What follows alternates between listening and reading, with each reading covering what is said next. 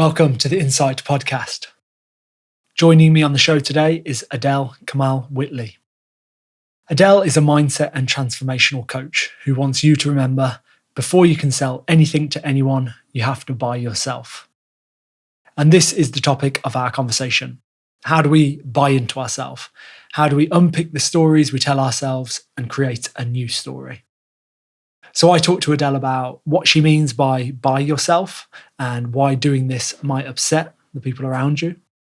Why people that seem to have it all on the inside still feel unfulfilled and unhappy. The role fear plays in our lives and holding us back from making changes. The first steps to connecting with your true self, and much more. Before we start, I've got a quick favour to ask.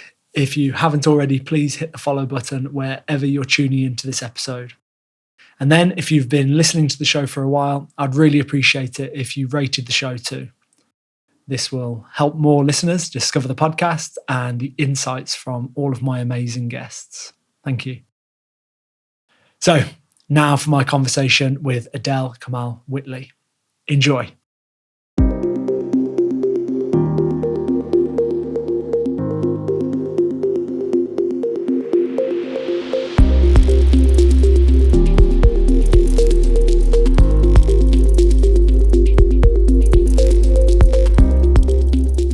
Right, you shared a post recently titled, "Buying Yourself Will Piss People Off."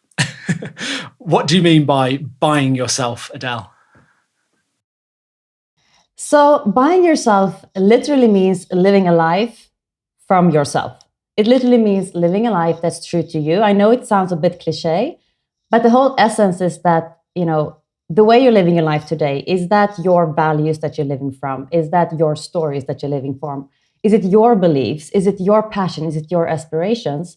Or have you taken on so many layers of parents, society, friends, books, films, videos, that you don't even know who you are, and if you're living a life that's true to you, or you're living a life that's true to everyone else but yourself. So buying yourself literally means buying into all those things and saying, those are my stories, my beliefs, my values, my dreams, my aspirations. And from there, that's the place I'm going to live my life from. And once you've bought into this, now you can go out to the world and show up as yourself and start selling yourself to the world. So I have this tagline that I have under my brand, which is, you cannot sell anything to anyone before you buy yourself. I like it. And then the piss people off part, is that, are we talking friends, family, people that have known us as being that version of Adele, that version of Sam? And then once you start to unravel, once you start to question your stories and your habits and buy into yourself and realize, well, what's true to me?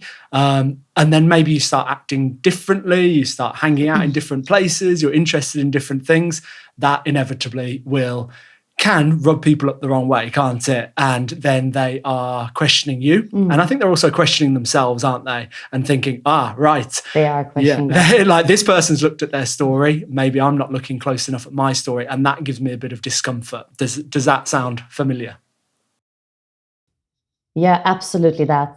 Because they've known you so far for the person you've been so far, right? So even if that's not been you, to them, that's you. So when you start to go on that journey of, I'm not going to say self-discovery, or finding yourself, because you're literally just going back to yourself or even learning about yourself again.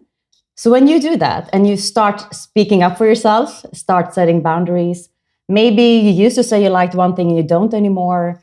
And now all of a sudden, who are you to them? Because people like to put everything into context and meanings. And if they can't do that with you, then who are you? And then, as you said, then they start going back to themselves. Like, well, if Adele can be so firm on her beliefs and her values, and it's a bit uncomfortable to them, because then they start going, what am I missing out here? Then I think that there's an inner voice or an inner feeling that's kind of being rising from within. But if you're not in tune with that, you can't tell if that's pissing off or if that's, the curiosity of what would I be able to do if I did the same. And an example is like I was telling you before we started recording, like I'm always on time. And some of my friends get pissed off of me when we're going to meet somewhere and they go, yeah, but they're going to be late anyway. And I say, yeah, but like one of my top values is integrity. So I'm not on time only for them. I'm on time for my own sake. I'm on time to show myself that I'm showing up from my values, from my own integrity and respecting myself. And that can piss people off in the moment because they go, oh, well, let it go. Stop being such I'm not going to say the B word. But then, it's shown later that that's actually something that they appreciate. And then I think that starts some kind of insecurity for them. Like, whoa, who am I then in context? Yeah. And it's funny that you saying about the being on time thing. That's an interesting one because there are so many examples like that of our own story, aren't there? Like you wanting to be on time. Maybe people hear that and think, well, what was the story you told yourself growing up that you always want to be on time? Or was it that you used to not be on time and now you've realized, well, actually, this is something that I think is really important because then it shows I value myself, I value the person I'm meeting. So it's your new story to tell. Do you see what I mean? And there are so many other examples like that, aren't there? And I'm trying to think of others off the top of my head, but seemingly insignificant things that all indicate some kind of story. Maybe it's the old story that you've brought into, or it's the new story that you want to change. It's all stories, and we're trying to think like I get the same thing. Like I get a bit worried about being late, and then I get flustered, and then I always like kind of berate myself afterwards and go, "Oh, you were late, and that was rude." And then also now it means that kind of like I'm stressed and I'm on edge instead of arriving at wherever I'm supposed to be for that appointment, just feeling relaxed and calm. And I know that's not the state I want to be in. And I wonder where's that story come from, or is that my new story? I don't know. Yeah, that's so true. I know where mine come from. Actually, it's two things. So one of my early mentors were also like that, and I looked up to him a lot. And I actually liked that. I liked that and I respected that. So for me, the story then became that, that's respect for yourself and respect for others. And further down the line, as I was getting to know myself better, I also realized that when people did not show up on time, I got so mad. Like it's one of the things that makes me the maddest, if that's a word. And then I had to go and dig down deep. We're probably going to talk more about that and learn about myself and learn, why am I getting so pissed off when people don't come on time? And then I learned that, my story is that has a lot to do with respect. Because, I learned early on that you gain respect by coming in time. You respect yourself, you respect others. And that then came tied in with one of my core values, was integrity.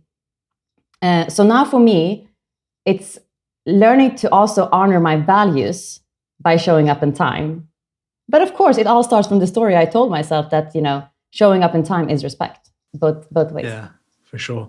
What was that? I can't remember if it's a quote or some piece of writing. I can't remember what it is, but kind of what annoys you most about other people is something that you haven't like examined in yourself, isn't it? So I get frustrated with people that I perceive as being attention seeking and being too loud and over the top. That for some reason winds me up. But over the last couple of years, after kind of seeing a message like that and doing a bit of work, it's like, well, why does that annoy me so much? Is it maybe actually that I wish I could kind of command an audience better, and I wish I could be more confident in a crowd, because I'm really not. Like I love a one-to-one conversation like this where it's just two people, but speaking in front of people, I can get a bit nervous. And when the attention's on me, I really get worried about that. I get anxious about that. And it's kind of like, maybe I'm a little bit jealous actually that these people are just completely happy with the attention being on them. And I wish I could be a bit more like that. Yeah, great point. I mean, there is the saying that your triggers will show you where you're not free. That's a much more concise way of putting it. Yeah. And it's true. And at some point you just might have to choose, I mean, it's one thing to get to know your triggers and then, get curious.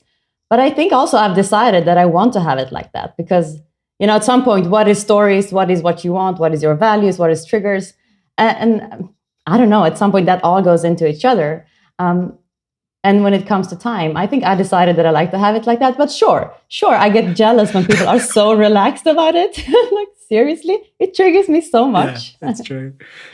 Now, does this link to people that seem to have it all? You know, I'm sure these are the types of people that you work with, aren't they? Now in your line of work, like they have perhaps reached a certain status. They have got the job title that they've always been working towards. They've got a car and a new house, and yet they are not happy and they're not feeling fulfilled. And maybe that starts to kind of rear its ugly head more and more and more, and the weeks and the months go by, and they're like, but I ticked off those milestones that were supposed to make me happy.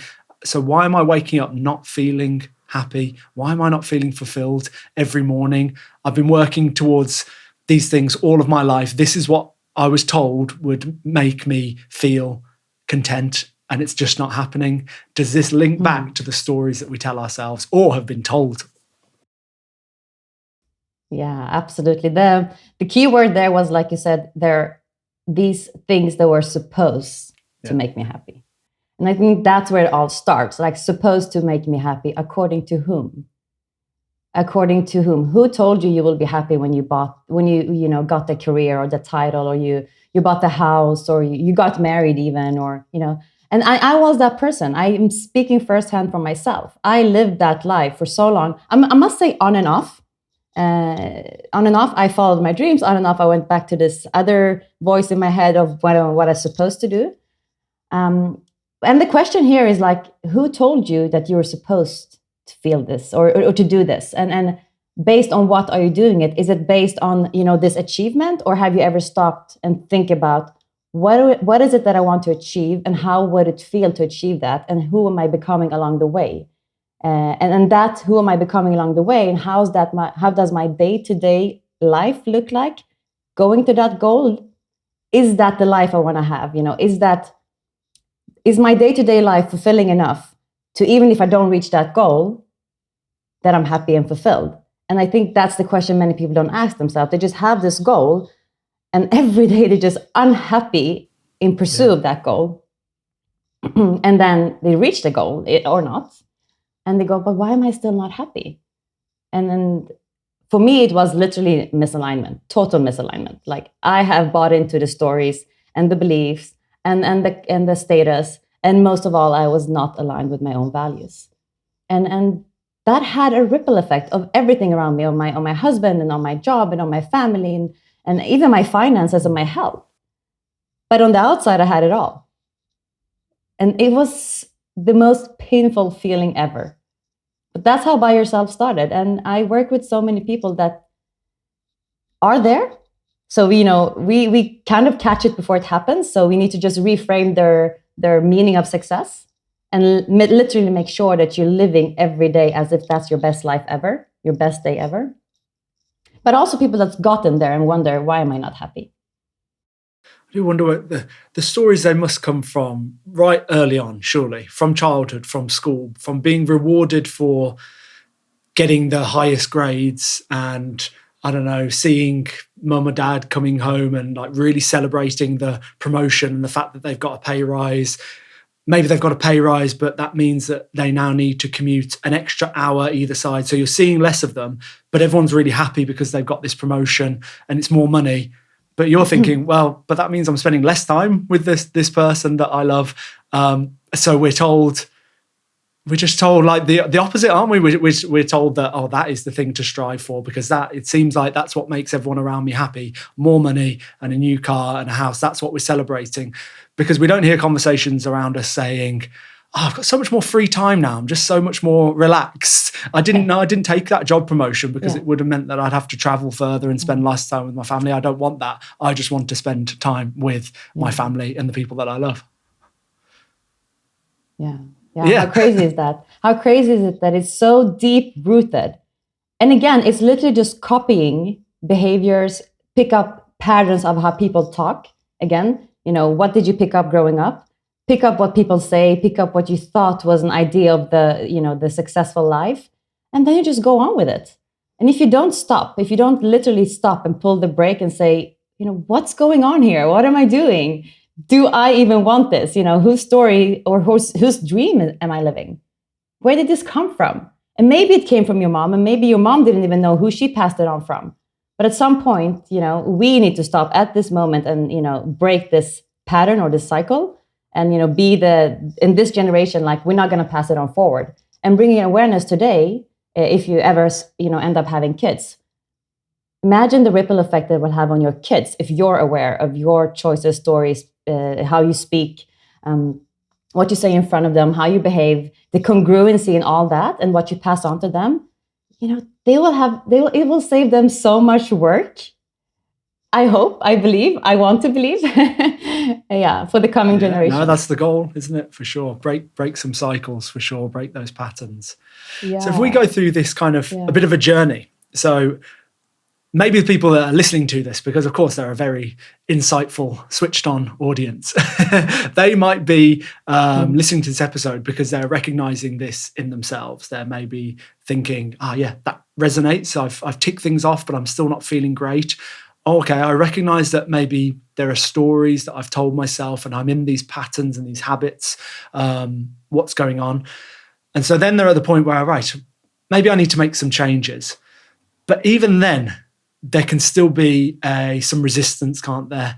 And perhaps like fear might be a factor there, mightn't it? Like, I know I want to make a change, but I can't get started on making that change. And is that fear of, well, I'm sure it is, fear of family, fear of the friendship group around us, fear of people at work, like fear of letting people down, of making mistakes, of looking embarrassed. So not wanting to make a change because that's going to be really uncomfortable and that might upset people. So the easiest thing seems to be to just, business as usual, just carry on as normal.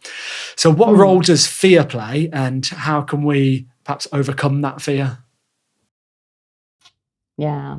I don't know if you know it, but I love the topic of fear. Because I think growing up, I was fearless. I was fearless. It's my superpower to, whenever I set my mind to something, I do it.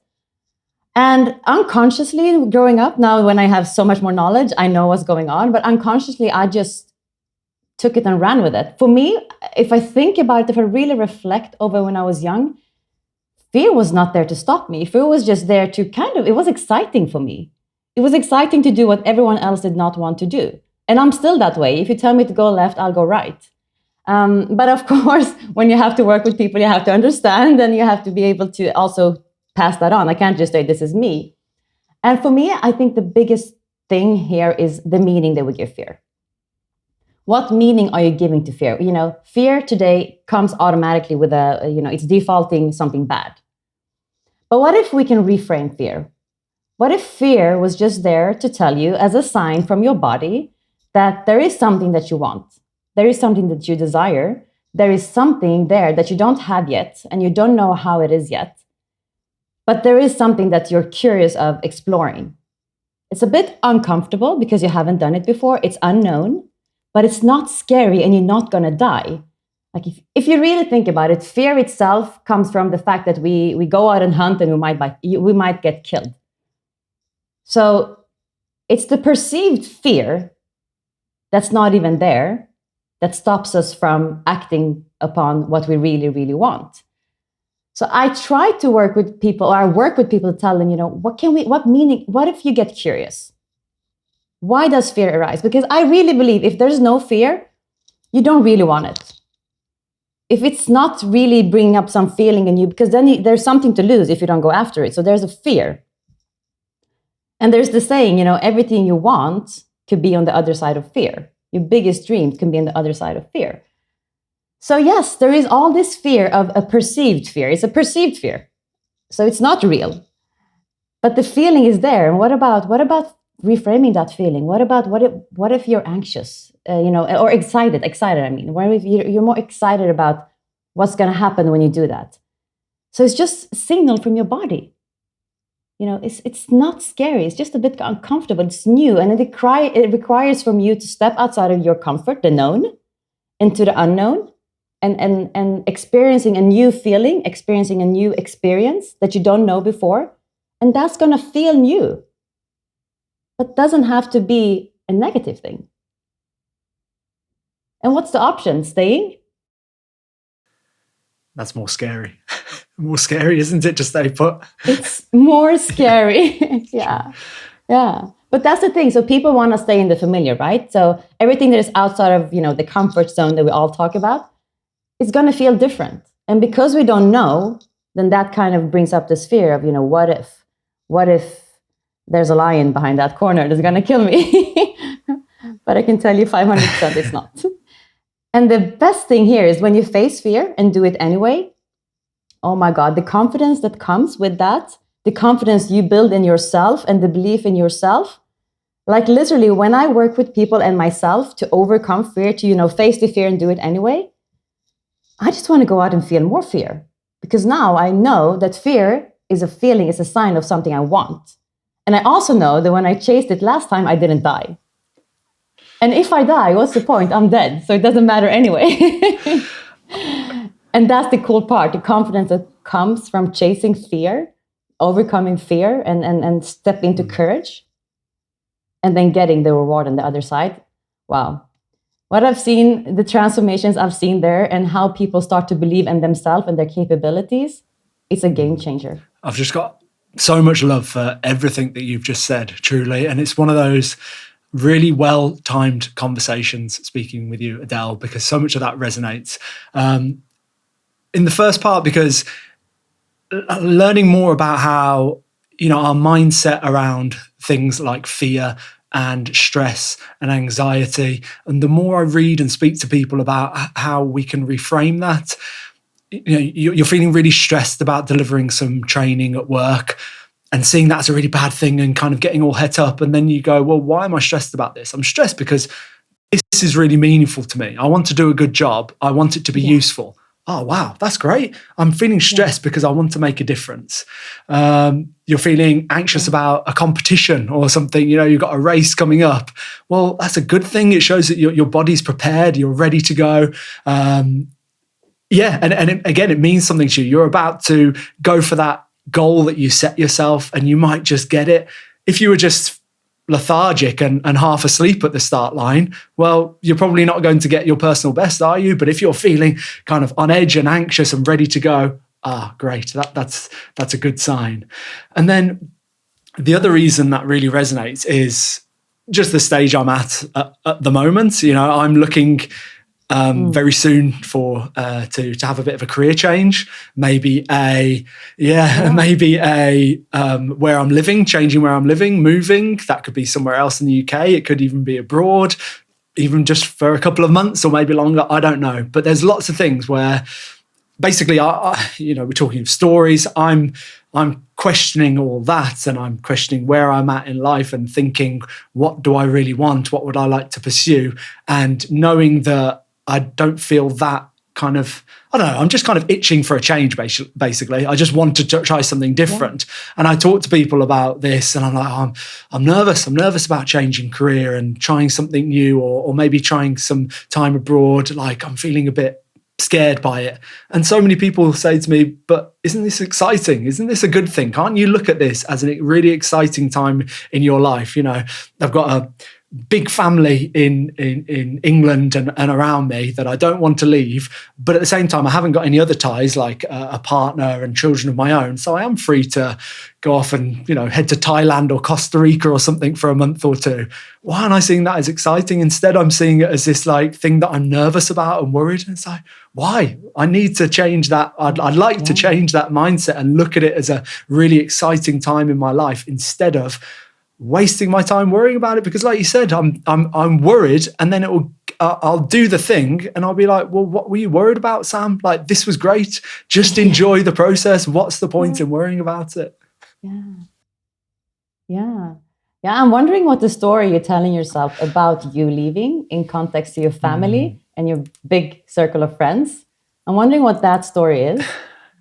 I don't know.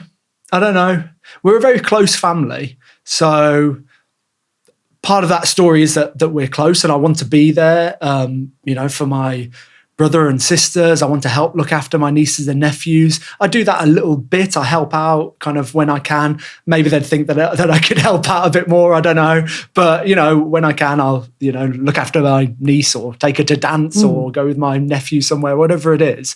And so I guess part of the story is that I've got responsibilities here, and if I go abroad, maybe I'm running away from something and just, just trying to escape rather than dealing with the things that I should deal with here.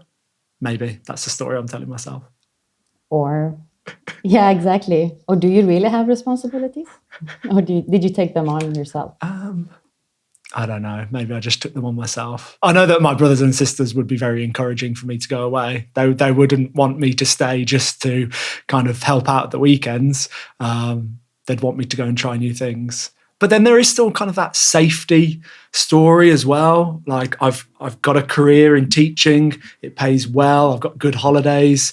And so I'm telling myself, and other people are even telling myself, but you could just keep working your way up and you could be a deputy head or you could be a head teacher, Sam. Like, why don't you just stick to that? And I'm like, but I don't know. There's just something in me that's not what I want.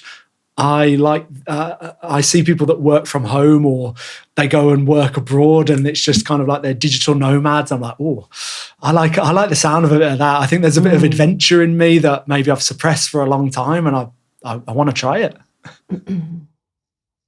Yeah. And just because you could doesn't mean you should. And you said something there that just, it's clear to me what you're going to do. When you said there's something inside of me, and whatever followed that sentence, that inside of you is you. And that's what I did that work with myself. Like I knew what I was saying, but then the voice of everything else around me was so much louder. I allowed it to be that loud, that even if I knew, I still went on with the other voices.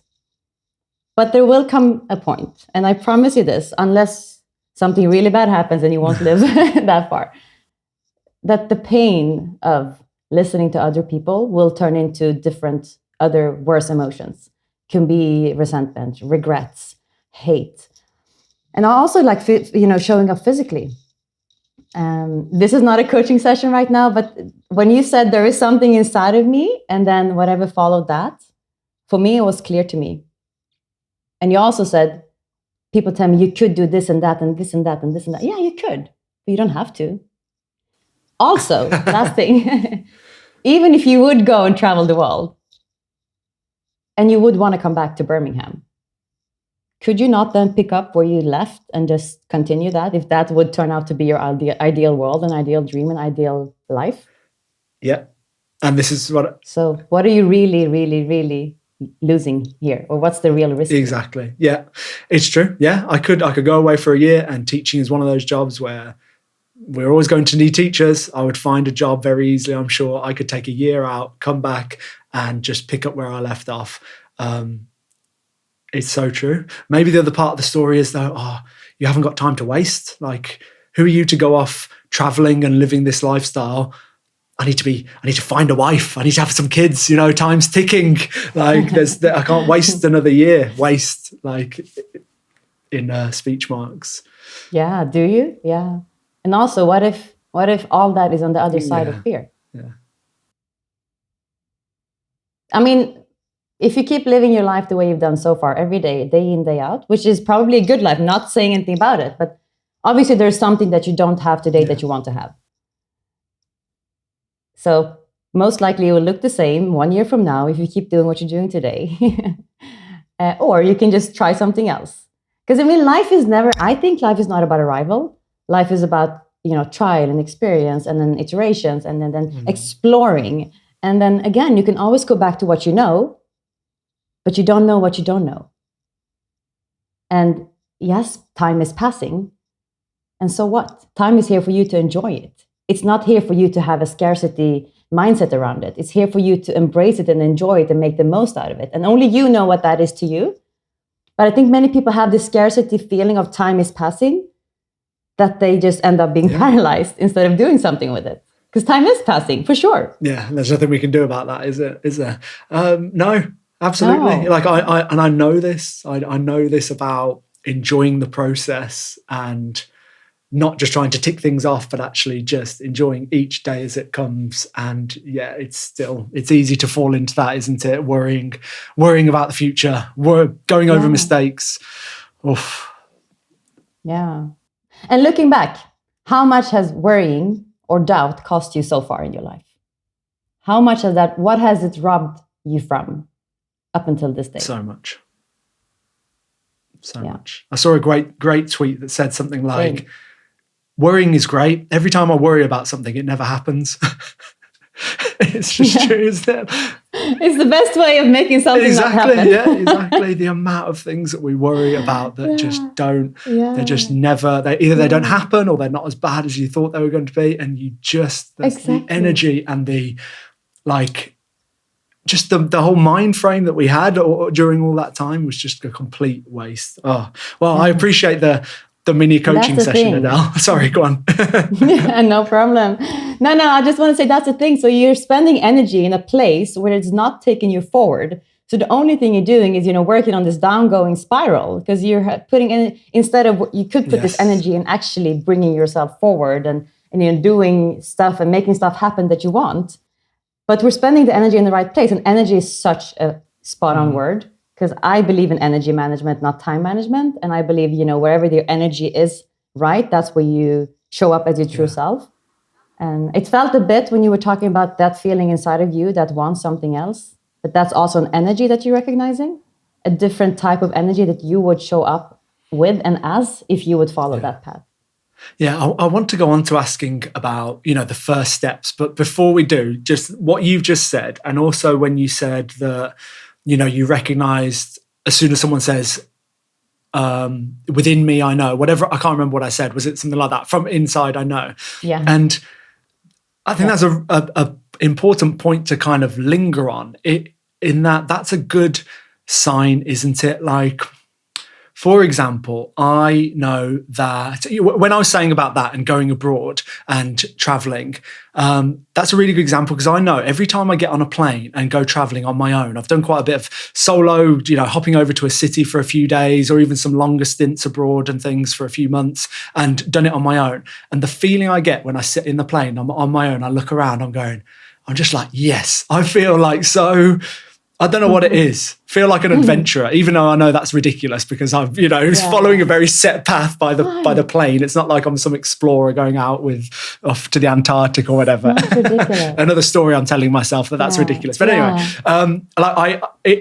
sorry. I'm sorry, apologizing to myself. No, I know. It's super important how we speak to ourselves. It's true. Yeah. Well, I'm doing an episode about self-talk, right, following you with a psychologist. So I'm sure we'll dig into that. Huge. But yeah, that's surely a sign, isn't it? If I love that feeling of going abroad on my own and I don't find it scary, I know that many people do find that intimidating and just couldn't imagine going abroad and waking up on their own and not knowing what to do with themselves. Whereas I wake up in Florence or somewhere in Italy like I did last summer, and I was like, this is like, I'm in my element. I get to wake up, wander around, find a coffee spot, find a good cafe, have an Italian coffee, sit with my book, and it's like, that to me is bliss. At the same time, I'm like, what am I escaping by doing that? But anyway, I enjoy that. And then so that's it's all these kind of signs, isn't it? Like, what are you doing when you feel really energized? Another example for me is a day like today. I don't work on a Friday. So this morning I've woken up, I've read a bit, I've gone to the gym, and now I'm recording with two guests, my podcast, and I feel great. I feel like I've got so much energy that I could just do so much. And it's like, well, surely there's something I could be pursuing where it's just like this, where I get to have that lifestyle. But I'm telling myself, no, you can't have that. Like, that's just too good to be true. Surely you can't just wake up when you want, go to the gym, read a book, have a coffee, and then just chat to really interesting people. Surely that's not like on the cards at all. No, you need to have some responsibilities. Grow up, Sam. Don't you? Yeah. Don't you love that inner critic? I love him. But before that, I don't want to go back to, when you go back and watch this recording, please go back and watch the shift of energy in you when you talk about the plane ride and the journey and Florence. Watch the energy shift from before And I just say, follow the energy. Follow the energy, literally, because it says so much. I mean, what is energy? You know, at some point that just shows up in a way that makes you feel alive, right? And again, what do we want most? We want to feel alive. We want to feel whole. In the same time, we want to feel safe, of course. But go back and rewatch that part and look at the shift in your energy. And there's so much answers we have within. I don't know what the question was, but many times when I do work and people are like, but how do I know? And one of the things we do is literally an energy audit, where we look at, you know, what gives you energy, what drains you energy. And not only from what you do, but also the people you meet, the places you are in, you know, where are you spending your time? What are you listening to? What are you watching? How does your, you know, environment look like? And we start to audit, you know, what brings you energy, what gives you energy. And if you can eliminate most of the energy draining, and you can, because many people are like, but what, can I just not spend time with that person? Yeah, you can. It's your life. It doesn't mean you have to hurt them. It doesn't mean you have to tell them anything bad. You just don't spend time with them because it does not give you energy. It drains your energy. So again, I don't know what the question was, but I had to go back to see when your energy shifted. And, you know, that's what I try to encourage people to do. That's what I do. I always go within, I listen to myself, and I follow the energy. Surely sometimes there's things that doesn't bring you lovely energy, like tax declaration. But as long as you know the intention, you know, the why behind it as well, then you can start to, you know, reframe what that means to you. Because everything is neutral until we put a meaning to it. You said about going back and watching the recording and noticing my shift. Do you know what would happen? I would watch it and I'd be embarrassed probably. I'd be embarrassed and I wouldn't want to share the video of me getting all excited for risk of then being seen as arrogant, for risk of having the friends around me saying, calm down, Sam, like you're being so over the top, chill out, like get over yourself. So it wouldn't be like I'd look at it and go, oh, that's good, I recognize something. It would be straight away telling myself that story, calm down, you're getting ahead of yourself. Do you know what I mean? And that's such a shame, isn't it? That's so sad, but that's what I would do. I'd be embarrassed instead of celebrating it. What's inside of you is it that brings this up? Because most of what we project is something from inside of us. So is that something that you have? Is that something you would think about other people as well when they're too loud or they're bragging, or is arrogance something you see in other people? I guess like we said before, yeah, kind of the over the top and being self-confident, yeah, it does make me a bit squeamish. But if one of my friends said, like, I'm really excited, I'm going to make this change, I'm thinking of starting something new, I'd like to think that I'd be like, that's awesome. Can I help in any way? Like, what can I do? Yeah. But I think it all comes back to the story. It all comes back to even like, I don't know, not thinking that you deserve it. Surely that's part of it as well. The fear and not wanting to reach for something more is, well, I don't deserve this. Maybe the way I've acted in the past, I don't deserve this. Like, I just need to stay in my lane because that's enough. That's enough for you. You shouldn't be wanting any more. Yeah. This one, I'm not enough, is the biggest one for everyone. And also what you mentioned, which is huge with by yourself, is that so many people think that the way that they live their life so far is the way that they're going to live the life in the future. And like, you cannot change, fixed mindset. So they think just because I've lived so long like this, well, this is surely going to be my way forward. Like you said, stay in the lane. But no, this is what the big mission with by yourself is to know. Today, at this point, you can make a decision that I don't want to live my life like this. And I don't have to live my life like this. And the only person that decides how I'm going to live my life is me. Sure, it sounds easier than it is because then we have all these inner critics in our heads that comes from countless sources.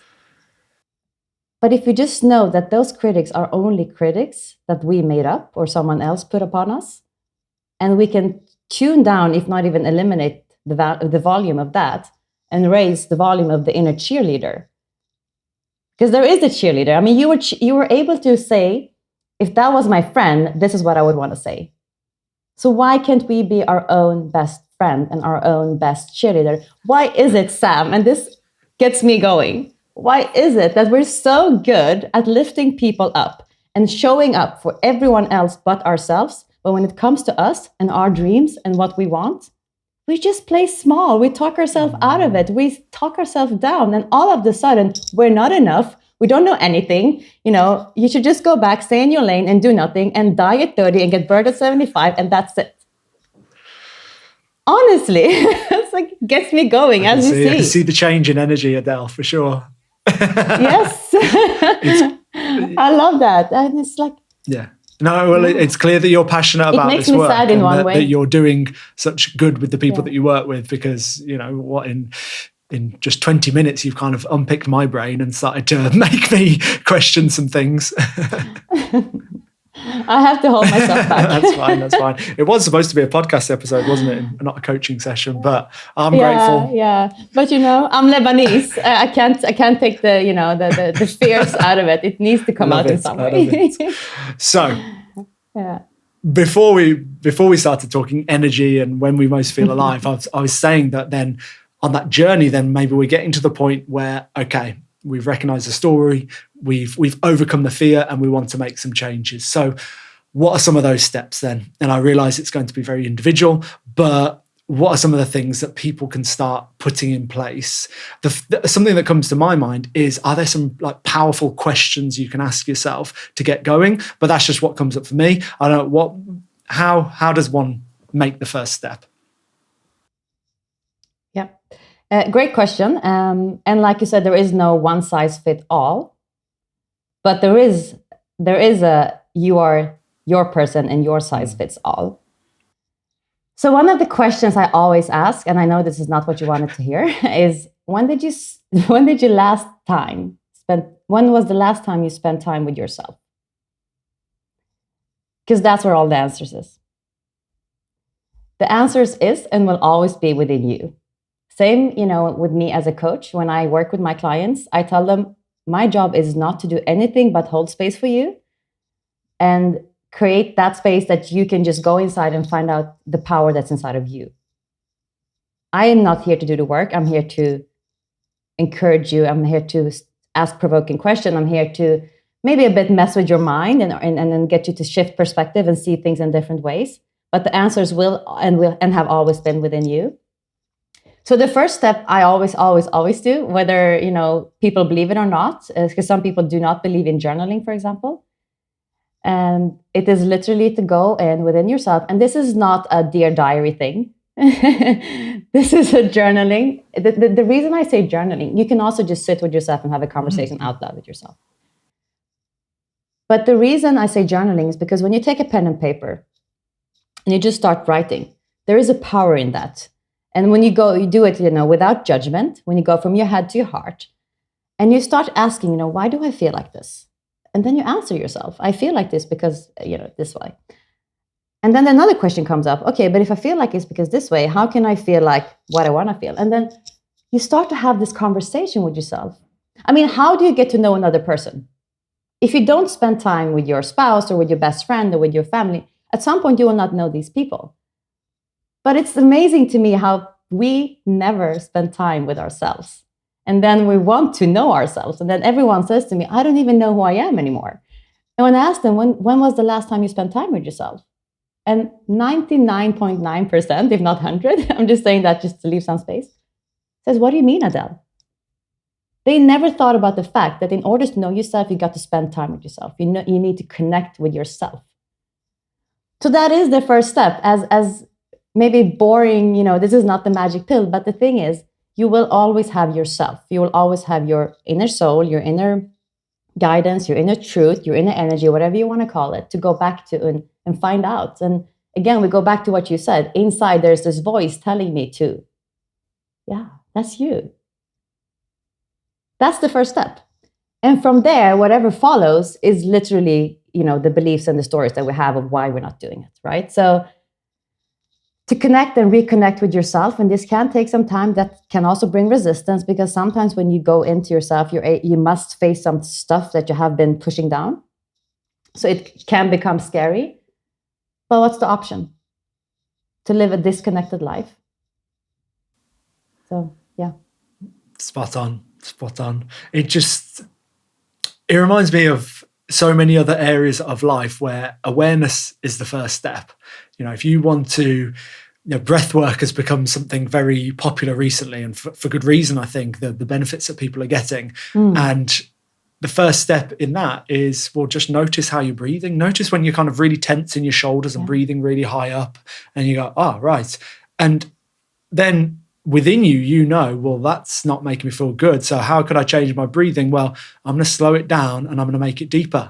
Ah, right. Well, you could go to a workshop and learn that in an hour, or you've just answered that question for yourself. You realize that you're a bit high and breathing up here, and you slowed it down and you recognize. It's the same with food, like, I'm not eating great and I want to make changes. Well, keep a diary for a week and see what you eat. And then you'll go, right, well, yeah, I know I'm eating too much of that, not enough of this, so I can make some changes. The answers do seem to be within us. But as you said, we don't listen to ourselves, because if we're not with someone, we're probably just distracting ourselves, aren't we? And I'm as guilty of this as anyone else. And I've said this many, many times before. If I've got a spare moment, I'll jump on Instagram and flick through reels. I'll watch a YouTube video and I will distract myself, because sitting on your own, just listening to yourself can be hard, can't it? But I've tried to set aside that time, and, meditation is another thing, isn't it? Pausing, connecting to the breath, asking yourself some of these questions. Who am I? What are the stories? Is meditation another thing that you'd kind of explore with people, maybe further down the line as well? Yeah, exactly. Absolutely further down the line. Because I think I love meditation myself. But because we've been fed with so much external stuff up until the point where we're decided not to, if it's guided meditation, I love that. I do it myself. But I still want people to not have any input. Right. I don't want people to go to any other place than themselves. And once you come from that place, you can also navigate in any place. So when you know where you are, you're still, you're firm in your values and your beliefs and your stories, even if that's going to be also a lifelong journey. But then when you take on a meditation that's guided, for example, you do that from your place. You do that from a place when you're knowing yourself, when you know.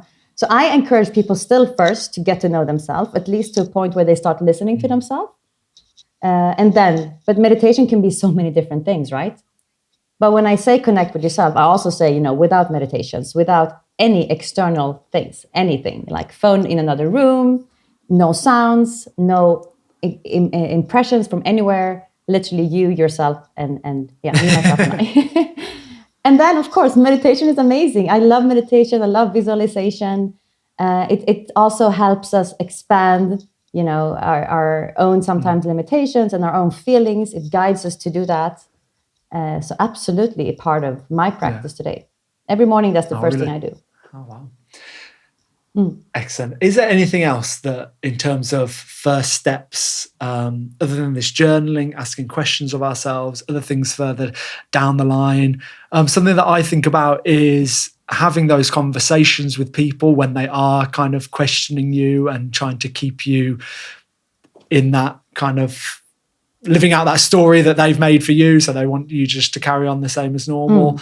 I don't know, but anything else that comes up before we start to wrap up about making some changes and kind of keeping those changes up as well, and not being swayed by other people when you do start to make changes in yourself?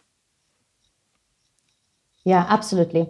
I think what everyone needs to know is that being your full authentic self takes courage. It takes courage, and it needs you to be brave. Because it needs you to put boundaries. It requires from you to say no. It requires for you to maybe do things you haven't done before, that you thought that you were or had to do.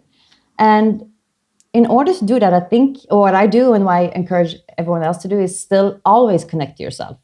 Go back to yourself. Because throughout the whole day, you will have times where you will feel resistance in your body when you do stuff, when you hear stuff, when you act different. And I have that too. Like I sometimes still show up in a way that's not authentic to myself, but I feel it in my body. So as long as we can stay aware and stay, alert on, getting to recognize when we have this resistance in our body and then get curious why, then we will always be able to go back to ourselves. Because it's going to happen. It's going to happen that we fall for peer pressure or the fear of not being liked and, the fear of judgment and, don't want to be making a fuss of something. So you just go with it. But I think that the lesson here is to not lose yourself in it and just get curious of when you feel this resistance, why did it show up and how can I go from there? Because you can't control your first thought, but you can always control your next thought. And the more you practice of, showing up is the identity that you are supposed to be, like Adele, and not Adele with all the other expectations and stories and beliefs, the more with time, that will become your default. So in the beginning, it will take a bit more, the frequency is going to be tighter and you need to have more work with that. But just like anything, just like when you start on a health journey or when you study for something, everything that you want to change takes time in the beginning to put focus and effort into it. And if you know why, always know why you're doing it, then yes, it will still be sometimes when you don't want to do it, but connect back to yourself and your why, and then show up and have courage and be brave and take one step at a time. Because sometimes people see this big mountain and then they just stop because there's a big mountain. But I always say, like, how do you run a marathon? It's literally one step at a time. If someone told you that you would use, I don't know how many steps you run in a marathon, but if you would know the big number before, you would not do it. You would not do it. Oh, there. So. Oh, I don't even know what that is. Where did that come from? Yeah. A little thumbs up has appeared. Oh, wow. Is that your webcam? Yeah, I've learned this. I honestly, it always happens. It doesn't do it for me. So it must be your laptop. No, there's so many people. Look here. Oh my gosh. Just to put this into context, people listening, Adele just put a thumbs up and magically a virtual reality thumbs up appeared and a heart and a heart appeared. And then I looked like an idiot because I tried to do it myself because I thought it was the website, but clearly it's not. But anyway, yes, back to what you were just saying. I think these are the most important conversations. And I really can't thank you enough for taking the time to talk to me this morning, Adele, because I think this is everything. I'm just learning more and more that this is everything. The going back over the stories that we've told ourselves and unpicking them and realizing that might get very uncomfortable. It might bring some things up that are really not nice, but out the other side of that seems to be feeling more connected, more calm, content. But I'm really kind of on this, I'm just trying to learn as much as I can about this. I mean, I'm reading a lot of James Hollis at the moment. I don't know if you've heard of James Hollis. Yeah. Oh, yeah. So I've read his recent book, cool. And then this is another book. And then I've listened to him. He was on the Human Lab podcast, and I'm trying to find YouTube videos of lectures and things. And this is what he talks a lot about as well. Just the stories that we've told ourselves and unpicking them and what's on the other side of that. Because we can do all the exercise we want. We can get in the gym, lift weights and have a great body and a six pack and massive biceps. But if underneath you're miserable, what's the point?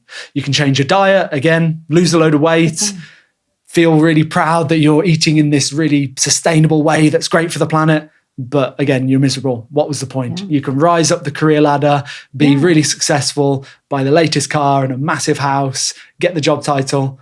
But if underneath you're miserable, what was the point? And the only way it seems to solve that, to address that, is to look at the stories that you've told yourself and then really get clear on what are my values? What am I aligned with? How can I live a life that is, purposeful, meaningful, and one that is true to you? That seems to be absolutely everything. And you're clearly doing the work on yourself and with other people. And you've taken the time to come on this podcast this morning. So I can't thank you enough, Adele. Oh, no, I can't thank you, because my biggest mission in the world is to spread this message. And I want to add something, Sam, because it's super important to understand that this work, although it takes time and although it takes some, facing some hard truth, it doesn't have to be scary or heavy, because I also want people to take a lot of more joy into their life. And I want people to stop taking themselves so serious, because it sounds serious. It's a serious topic, 100%. But what about inviting a lot of playfulness into this? Because yes, it's sometimes sad to maybe realize, the conditioning and everything, but it is what it is, right? But what do we do moving forward? And the coolest part of everything is this neuroplasticity. And I know you've had a podcast about that. And the fact that from today, as soon as we start deciding something new, we can. So as much as this brings up a lot of feelings of what I don't want, I just want people to understand that realizing that also makes you realize that you can do what you do want. You can decide from today, what stories do you want to believe? What dreams do you want to have? What beliefs do you want to have? Like, what are your stories? And there's no one can tell you those are not true. Whether they're serving you or not, that's only up to you to say, is the stories true and are they serving my life and the life I want to live and the person I want to become? And from there, you just take it. And that's the fun and exciting part of it, that, we can do that right now, today. Everything is within us. Seems like a good place to wrap up for sure, Adele. Before you go... Yeah, I just have to say that because sometimes it feels so heavy. And it's definitely something that I'd like to be doing more of. Just not take everything so seriously, because like you said, well, you can't change anything. What's the point? That's the beauty of comedy, isn't it? When we watch a stand-up comedian that is tackling some very serious topics, but joking about it, and it's not to make light of the horrible situations that people get themselves into or have experienced, but it's a release, isn't it? And why not, like you said, enjoy the process and make it fun and enjoyable. Yeah, it's definitely something that feels like a lot of us need to work on. Yeah. But I've got three. Oh, go on. One more thing. One more thing. Sorry. And I read something a while ago that said if you act from a state of playfulness, then the fear feeling, this fight or flight response, will kind of not get activated, which makes you able to act more from a place you want to act. And that's kind of cool. I don't know the exact science behind it, but when I heard that, and I'm kind of able to retell it, that makes everything so easy, because it kind of takes down the seriousness in what you're doing. So there's no fight and flight response. And then you just, even if the same thing, but we come from it from a place of playfulness and fun. Yeah. The way to do it is easier. Well, it's like... it is a hack. It's like delivering a talk, isn't it? Or some training or something. I try to do it at the beginning of, some training I'm doing at school or something. Like, make a bit of a joke at the start. If you just do that, everyone just goes, and kind of like the pressure has been released. Oh, this isn't a serious thing. Let's just have fun with it, because it doesn't have to be serious. Talking about, I don't know, how we're going to teach science lessons at school or something. We can just... We can chill out a bit. We can all just chill out a bit. Yeah, exactly. Chill out and let it go. 3 quick fire questions. Do you think you're going to manage quick fire, Adele? Yes, I try. So the first one is, what's one lesson you wish you'd have been taught when you were a child? That you will never be able to make everyone around you happy. So you might as well stop trying and make yourself happy. Love that. What's one habit that you have maybe introduced into your life recently, or even a habit that you have kicked, you've got rid of, that's helping you feel happier and healthier?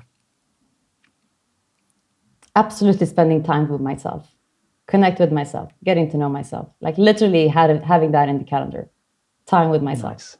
And the last one, if you could give everyone in the world one book, which book would you give them? Oh, such you've got a shelf full of books behind you. Yeah. But I've chosen one because I figured you would ask this. This one, 7 Habits of Highly Effective People. It's an older book, so it's not one of the new ones, but it's super accurate still.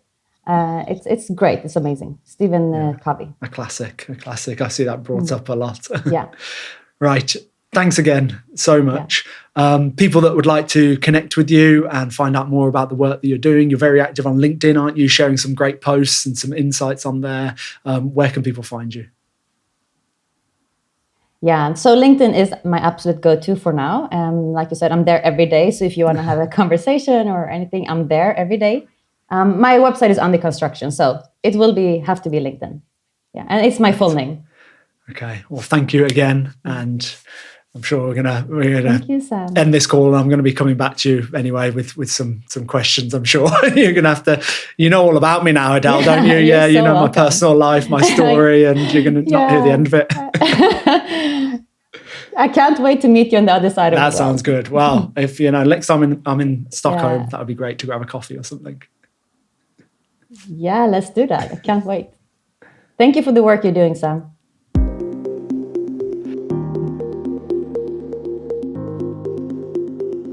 Thank you for tuning in. I really hope you found my conversation with Adele insightful. If you enjoyed the episode, please share it with friends, family, and colleagues who you think would find it helpful too. You can also support the podcast by following and rating the show on whichever app you're listening on. Thanks again, and I look forward to bringing you another episode soon.